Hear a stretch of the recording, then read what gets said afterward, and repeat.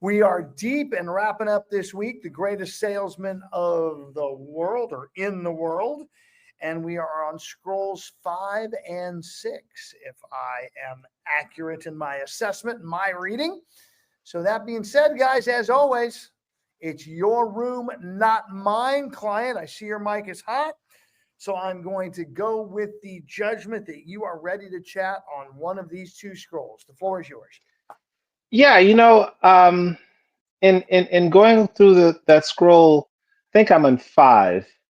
I was struck by how he talks about the preciousness of time. I look back at the time that I have had on this earth thus far. I started out with hair. Well, maybe I started out without hair, then got hair. No, I don't have any. And time passes so fast. And, he said, hey, man, there's nothing that you can worry about. This is kind of biblical. There's nothing that you can worry about tomorrow that's going to really have an effect from today's standpoint. Live your life in such a way that you have essentially no regrets. And that's a challenge for all of us as humans because we live with regrets. We could have always have done something better. But the way that he processes that, the way that he is able to let that go is very interesting to me. That's my take on it. It's just very interesting how he just, hey, this happened, but I can't do anything about it now. I'm moving forward. So the scroll 5 is, I will live this day as if it is my last. And there's a lots of nuggets in there. One of the things, though, in conversations I've had with other people offline that I want to kind of add some clarity to.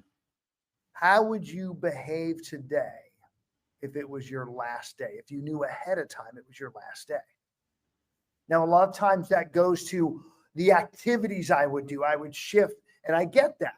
And that's not the essence of this scroll. I want you instead to look at it through the lens of how intense, how focused, how deliberate would I live today if today was my last day? So I incorporate that where he looked at the previous scroll. I think the scroll on love and this scroll is really tied together somehow. I absolutely agree. Because that intentionality of how it, me personally, if today was my last day, I'd be hanging out with my wife and my kids all day. Intentionality. If today was my last day, I want to say, and that's why I want to get this clarity in the room on this scroll. That's okay. The great state, because I will live this day as if it is my last does not mean I am going to live every day siloed with the ones I love. This is true. What I'm saying is I will live this day with intentionality, with focus, with deliberateness. I will play all in all day until I have squeezed out every drop. So, Mark, which is tiring. Josh, hold on, client. Mark, you're next, and Josh, you're right after. Well, I wasn't going to share this because I really wasn't thinking about it until I was listening to client, but this really hits home because I had some medical procedures or a test run at the end of the year that didn't go very well with my cardiologist, and I'm going in Friday morning for an angiogram to do some more look-see at my heart, and it's not at a critical stage, but it is a wake-up call that I'm 65 and let's live every day. I mean, let's be very clear, that the end is whenever the end is, but let's live the day fully. You're not promised tomorrow, and these tests are giving me an indication that I'm mortal. Imagine that. So anyway, that's my take on it. Well, and again, Mark, I will live this day as if it is my last. You've actually had a little bit of reminder that it could be. I mean, how many by show of hands know for a fact you will be here tomorrow? That's right. So. Okay. Yeah. I will say when it comes to our businesses, when it comes to our sales, when it comes to those activities and behaviors and habits, most of the people I get to interact with are, oh, I can do that tomorrow. Right. That's the state we're looking to break. Josh, you're up. So this got me thinking a little bit different angle, and I really liked listening to Brent and Leo and Glenn the other day, because what they really want you to focus on is serving families, serving others, helping them make the biggest decision that they probably haven't made before or haven't made as many times as you have or you've been around on, to your fullest extent. Pour into them 100%. But then in addition, we have to protect our time. We have to guard our time, because it's not worth doing all that and pouring into all these other people if you're not making sure you guard and protect your time for your activities, your family, your self time. And this is an easy profession to just get lost in the weeds and go down a road. You're like, well, I'll just, and I did that early on, just trying to learn things, right? Oh yeah, I'll do a commercial deal because I don't know what I'm doing. Oh yeah, I'll help them figure out how to rent a house. Now I know, wait a minute, I need to focus on what my specialty is, the location where my specialty is, and I need to focus on people that are serious. Because if I'm going to be serious about helping them, I'm not going to waste my time with somebody who's just dipping a toe in the water, kicking tires. And it's easy to get lost in trying to be all things to all people. So do everything you can to do it well, pour 100% into them. And then once you've moved on from that, pour 100% into your family or whatever your hobby is, and make sure you schedule that each and every day. So because you've looped back to that, I definitely want to touch a little bit on that piece, because it's the number one foundational cornerstone of success.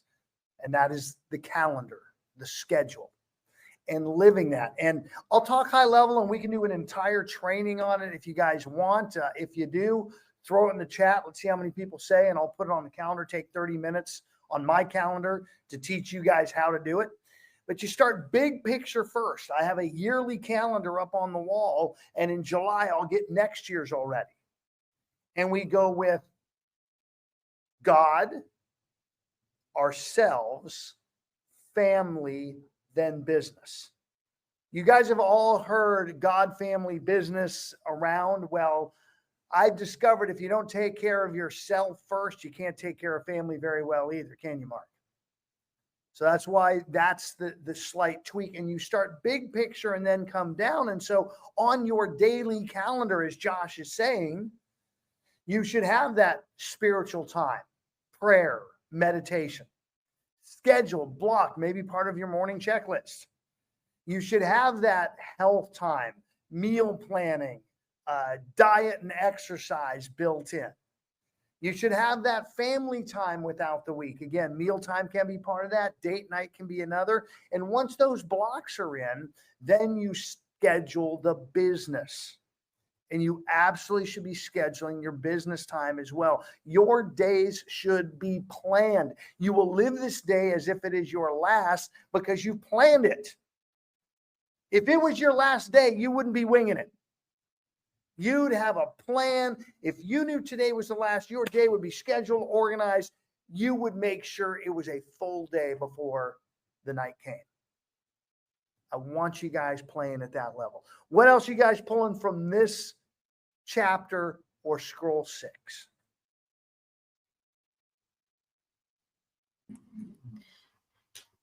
Jeanette, my dear. So it's an important part.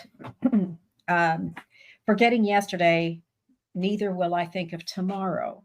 So why should I throw tomorrow or now after maybe? And should I concern with myself over events which I may never witness? Should I torment myself with problems that may never come to pass? And so, no, we get to plan, but are we concerned? Are we, and this is taking it into an extreme I think he's going to worry about tomorrow, worry about the past, or regret the past.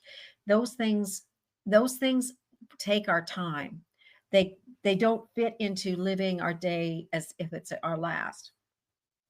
And greeting the sunrise. This day is all I have. Those hours are now my eternity. And greeting it with cries of joy as a prisoner who's reprieved from death. That's that's profound with that.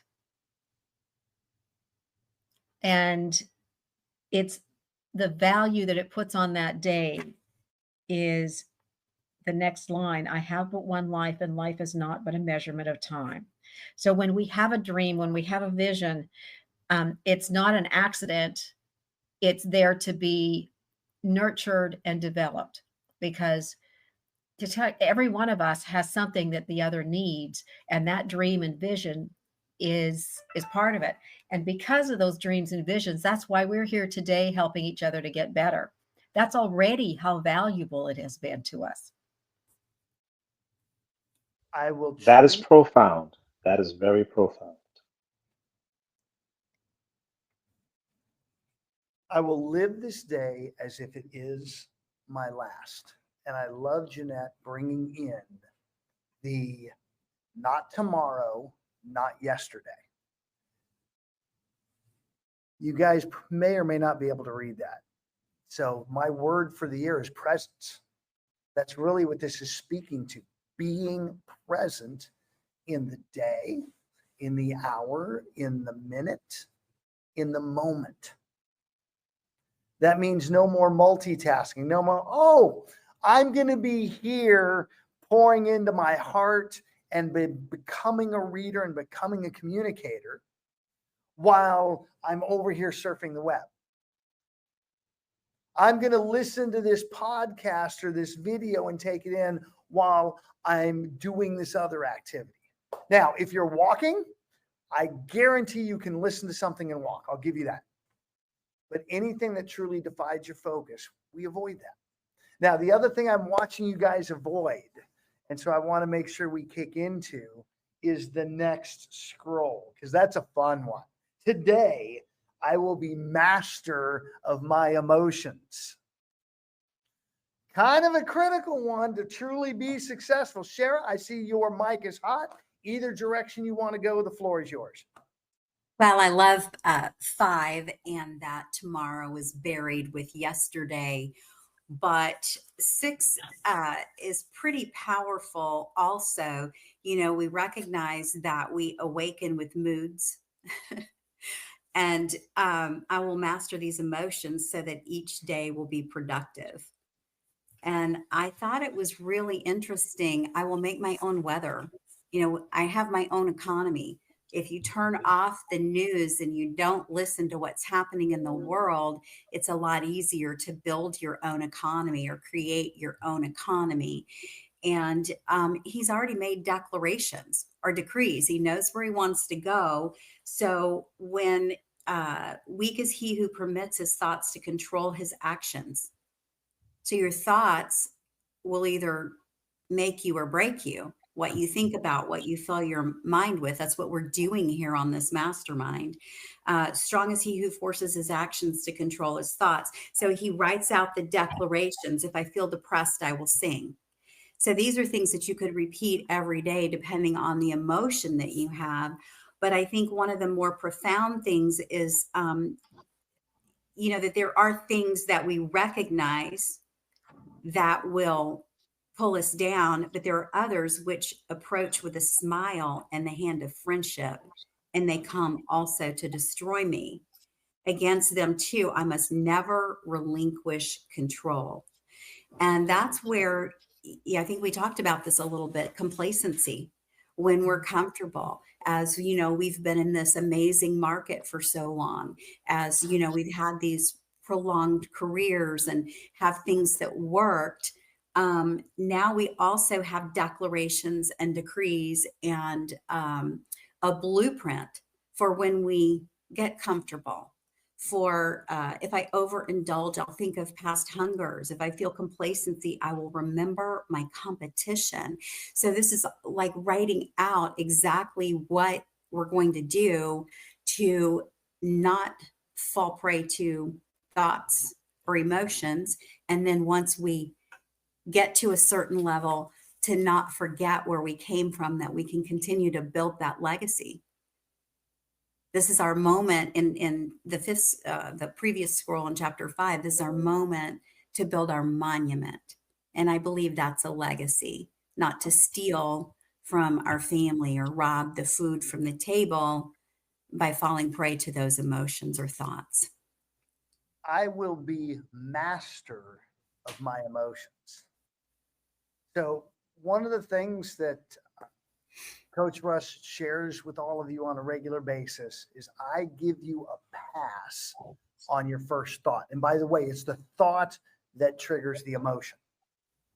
The thought, you don't have emotions in a vacuum. There's a thought that triggers it. So the first thought that shows up, I give you a pass because that's your normal programming. It's when you stay in that state, the second, third, fourth thought that isn't serving you. Rather than saying good or bad, I want you just looking, is the emotion getting you to your goals? Is it giving you the life you desire? Are those thoughts triggering emotions that do? And I love this piece because, again, think about when this was written. When it was written, it was, let's get back into it here. I got it here. If I feel depressed, I will sing. When it was written, that literally meant in that moment, he would make the choice to just sing without any tools, without any leverage, without any system. Now, every one of you have Spotify, Apple Music, a playlist that literally when you feel depressed, you feel down, you could turn on that pick-me-up music and intentionally sing along. If I feel sad, I will laugh. Man, I have had a lot of this in my world the last few months. A lot of things challenge that emotion. Now I can turn on YouTube and watch Nikki Glazer, watch the roast of Tom Brady. So many things that can help us change our state. Not only do we have the model here, we actually have tools to help us, by the way, including each other, including this room, including coaching and asking for help. Every one of these you don't have to do in a silo alone, as Og Mandino was fighting back when he was doing this section. So please take advantage of that. It was a bird chirping that sounded like feedback. That was wild. All right. Mark, I see your mic's hot. And yeah. Justin, you'll be after, and I'll keep watching for more coming up. I'll be very brief. I don't want to take much time, but I do want to piggyback on what Russ just said. And I was thinking about a quote by Viktor Frankl, who survived the concentration camps in World War II. And one of his famous quotes is, he says, "Between stimulus and response, there is a space. In that space is our power to choose our response. And in our response lies our growth and our freedom." So when you're stimulated by fear or anger or whatever, there's a space there, but now how you're going to react to that. And that's a very powerful quote for me. Hey, Mark, what do you think is the fourth book in our future right now? A Man's Search for Meaning. You got it, brother. Got to read it this year. I'm ready. That is a tough book, man. All right, Justin, the floor is yours. And Doug, I see you and Jeanette as well. Yeah, both of these scrolls I liked a lot. But with scroll 6, if you go to that, and today I'll be the master of my emotions. Henceforth, I will recognize and identify the mystery of moods in all mankind and in me. From this moment, I am prepared to control whatever personality awakes in me each day. I will master my moods through positive action. And when I master my moods, I will control my destiny. Today, I control my destiny, and my destiny is to become the greatest salesman in the world. I will become a master of myself. I will become great. So and I still have yet to glue it on, but I have a bracelet, much like Russ's. Mine says discipline on it. And I love this, and I recognize in myself that discipline is a huge key to controlling my moods and becoming a master of my emotions. And little things that, and it's interesting that some of these books talk about things like diet. You know, they mentioned what you eat, and it's easy to see in kids, like too much sugar, they get jacked up, or the drunk person or whatever. But just little things that affect the mood. And and I think that society kind of buried those things for a while, and they're kind of coming around full circle. And yeah, I'm excited to search those things out and use them to become a master of my emotions. Well, just as Shara pointed out, there's the economy, but I've got my economy.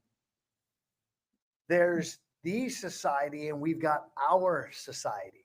And I suspect that's why it's becoming more top of mind. I mean, even the diet exercise piece, we have an accountability group on Facebook, Renegade Health, that we're holding each other accountable. We're posting our weights. We're talking about what we eat. We're even talking about when we fail, so we can continue to get better. And there's some big goals in that space. Doug, the floor is yours. Josh, I'm seeing you. Mark, Jeanette as well. Go, Doug. Had a conversation yesterday that was pretty significant along this.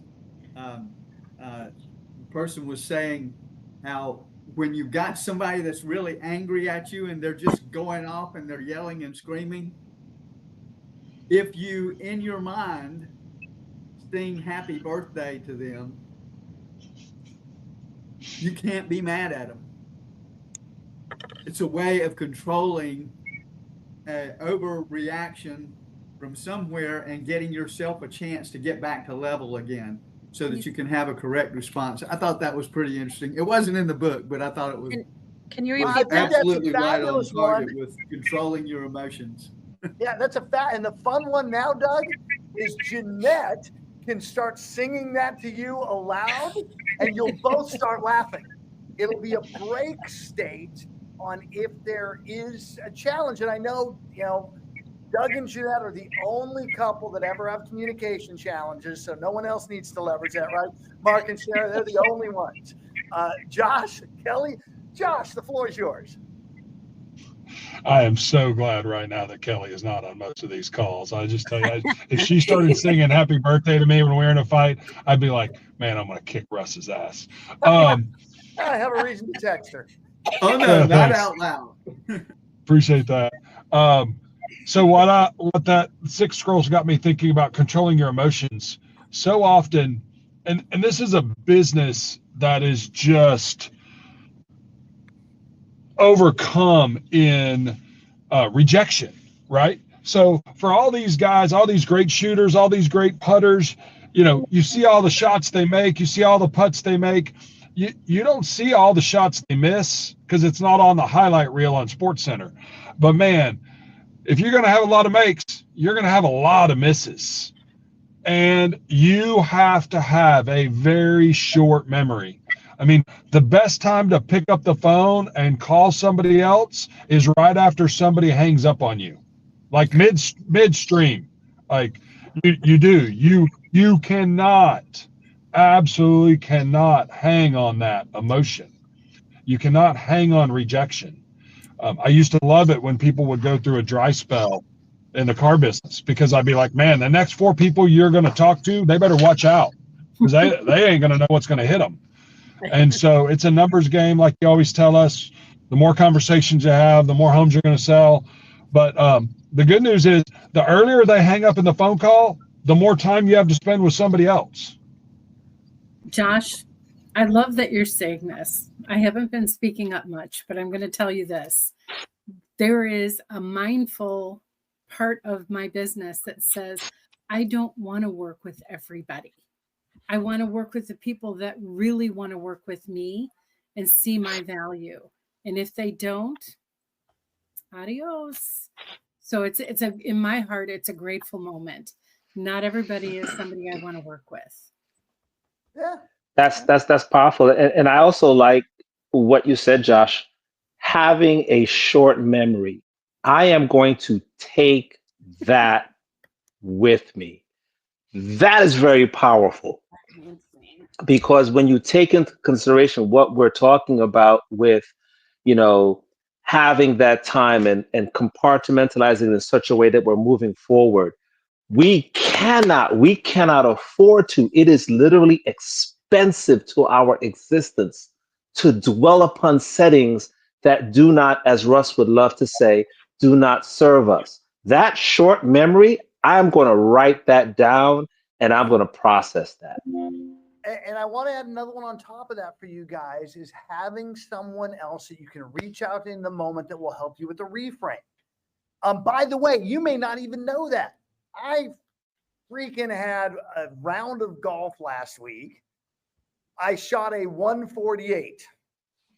I texted Gene, who's a huge golfer, like maybe a 7-8 handicap. Freaking shot a 148. He's all awesome. Well, what do you mean by that? He says it wasn't a 150. You broke 150.